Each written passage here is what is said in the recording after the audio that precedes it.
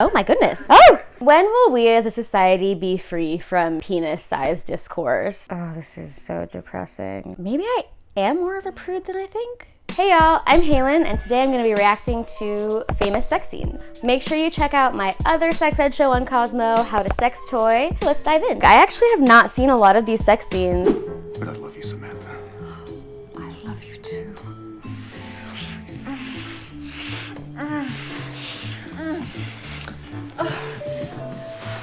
Oh, honey, I can't wait any longer. Just unzip and get over here. Okay, I'm ready. Put it in. It is in. Samantha said a little prayer that he was kidding.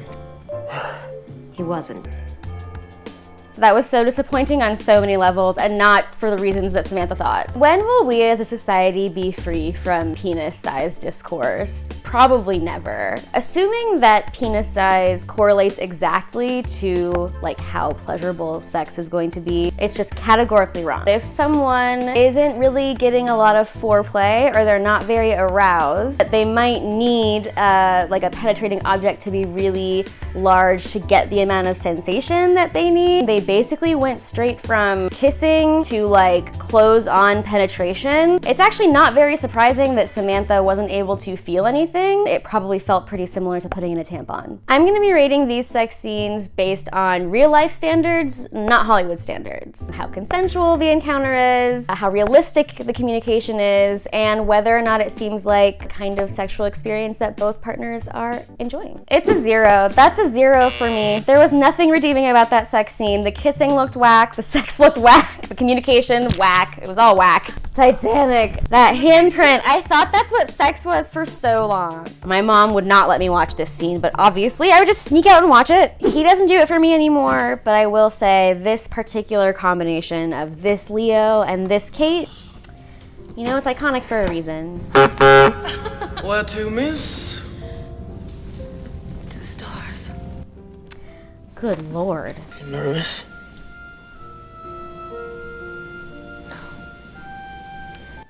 She said no. Ooh. Very sensual.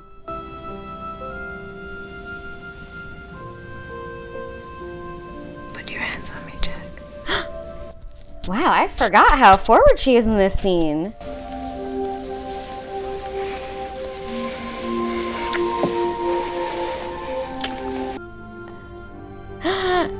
Ah, the handprint! The handprint! Incredible. Iconic! Seems very damp in that car, though. You're trembling. Don't worry. I'll be all right. Aw, that's actually very sweet. I remember the handprint and not the good stuff. What makes the scene super memorable as a character moment is the interactions they have immediately before and immediately after the handprint. Seeing Kate Winslet's character really assertively express desire, that really sweet, intimate moment at the end, that was actually really nice. Not surprising that that was an effective scene. I'm gonna go ahead and give this scene a 7. I do think it is a little over the top and cheesy. It is selling you a fantasy and it's doing so very well. I don't know that the amount of steam in the car made a lot of sense. Then again, I don't know how much these people sweat or how humid their breath is. Who's to say? You know, we do get to see them negotiate at least a little bit of consent, and we do get to see them express intimacy and aftercare as well. Actually, you know what? Now that I'm talking through it, I'm gonna bump it up. I'm actually gonna give it an 8.5, 8.5. What do you think? Oh, that's where this is going? I think you look beautiful. How do you feel? Powerful. This is so earnest. I love it. I don't want to hurt you. You won't. I trust you, you can. This clip was from a TV show called The Bold Type. Pat was pegging her partner for the first time, although it didn't seem like his first time. Seeing something like that in a mainstream TV show is actually pretty incredible. Most of the depictions of pegging that I've seen in TV or in movies are you know, as a joke. It's really uncommon to see a depiction of pegging that is actually in line with how most people in the real world experience it. I'm glad to see romantic, loving pegging, the progress that we've made. I would have to go ahead and give The Bold Type a 10. There was a lot of really explicit communication, a lot of checking in around boundaries and comfort levels, and it seemed like a really sweet encounter. It's so funny that it's still light out, but it's getting dark a lot earlier these days. Is this some of your poetry? Oh, this is tragic. It's tragically realistic. Do you know that part on your resume where they ask you to list all of your special skills? I haven't applied for a job in a long time, kid. Okay, well, it's the thing where they ask you to list, like, yoga, Spanish, water skiing, Photoshop. I feel like I don't have any special skills. Just a heads up, if your partner is talking about this much stuff that's not sex, probably not trying to have sex. Grab your legs. This person clearly watches too much pornography. Will you get a condom? I'll consider it. Ew, gross. Oh, this is so depressing. I know this is so many people's real sex lives. Is that okay? Yeah. I was about to say I'm surprised she doesn't have more questions. Is that okay is not the question that I had thought she might want to ask. Do that. Please don't do that. That feels awful. Thank you. Okay. Thank you. That's the right spot. Yeah.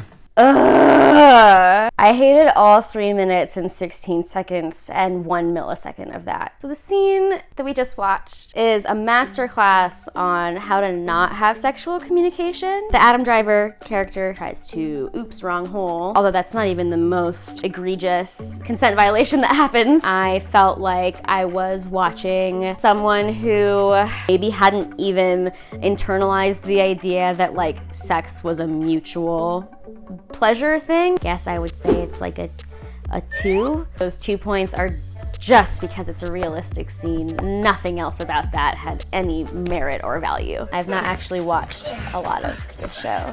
Oh my goodness. Oh! There's too much momentum. My bad. Yeah.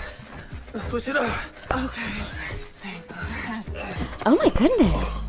They show this on TV? This position is also presenting some issues for me. Man, girl, I'm like a Rubik's Cube, but I'm like a challenge. How about oh. I can get this work. Okay. Okay. Oh my god. Damn, that missionary really be hitting though. That seems like a really nice little situation she's got going. It was a scene where sex started out maybe not great and then became really pleasurable through the process of communication, which is what I would say is most sexual encounters or most good sexual encounters, but not something that I think I see on TV very often. I would go ahead and give that scene like an 8 out of 10. I don't know why I'm shaving those 2 points off, I guess. Maybe I'm just a little bit of a prude. I'm just so shocked by what I've seen.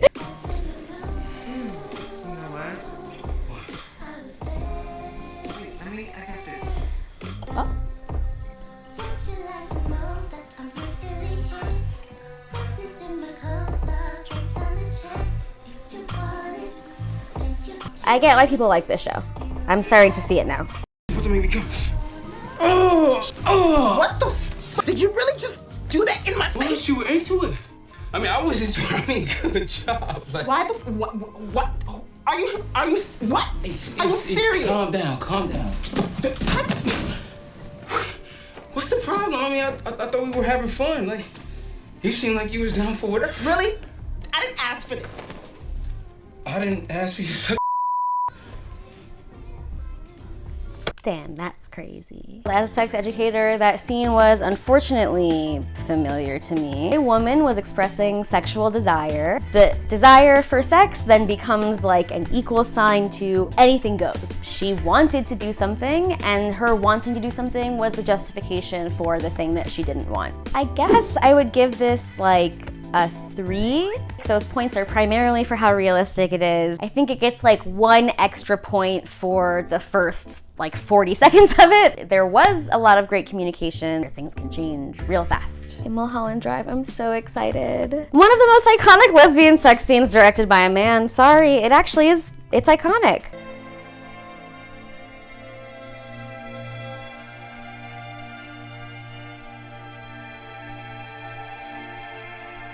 Oh, this music.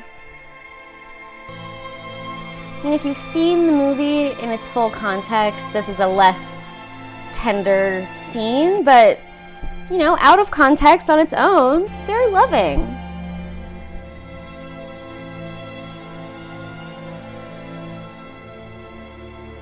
We love to see it.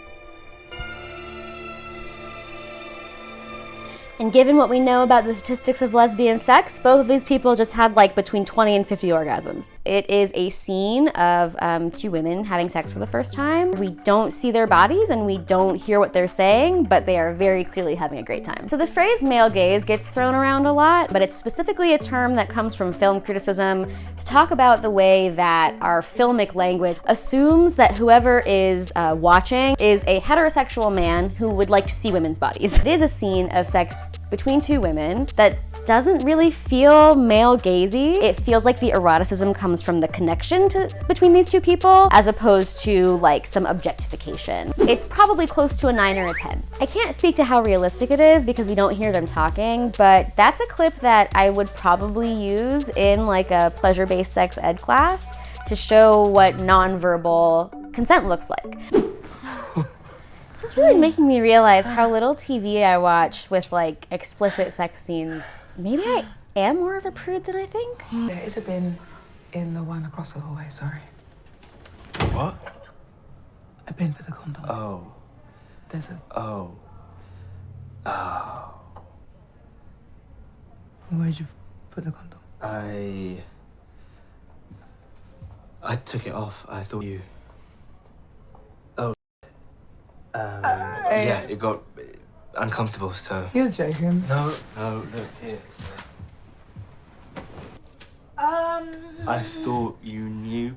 Couldn't you feel it? No, I couldn't feel it. Sorry, I didn't want to stop because it was... I don't know, maybe that's normal for you, but that Yeah, was no, pretty but insane Zane, for me. I have to get the pill for Sorry, sake. I'm so sorry. It was really...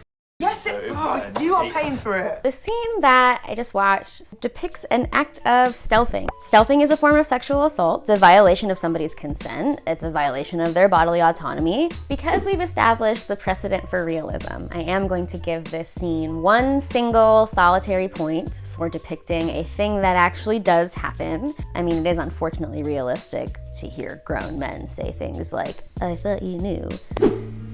Even just seeing their faces is like taking me back to a time and a place that I haven't been in a long time.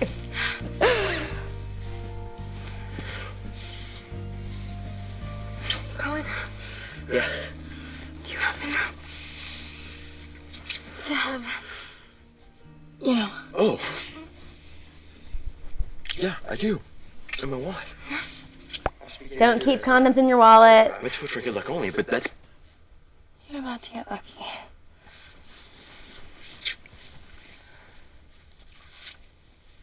Hello, sunshine. Oh, you're joking. Oh my God. Yes. And that is what we call male gaze, kids. So, Oh, the vibe changed. how was sex? Yep. I'm gonna go, Me too. but you live here. I meant downstairs.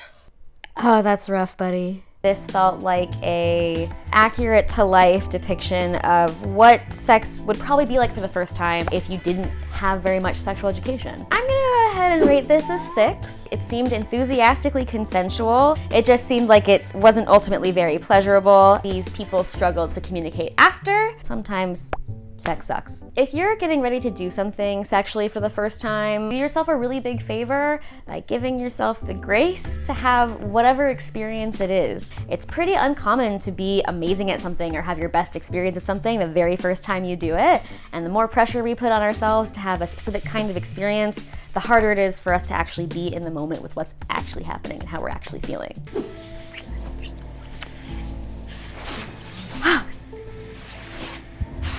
I'd be so pissed. It looks like a nice shirt. All right, it's atmospheric, it's moody, it's sensual. This is great. If you don't think this is great, check your internalized biases. This is what teenage girls fantasize about. Oh, that's quite sensual. I don't remember it being this sensual.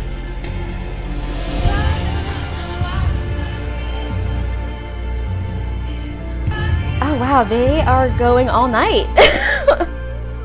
Oh, literally, they're going all night. Damn.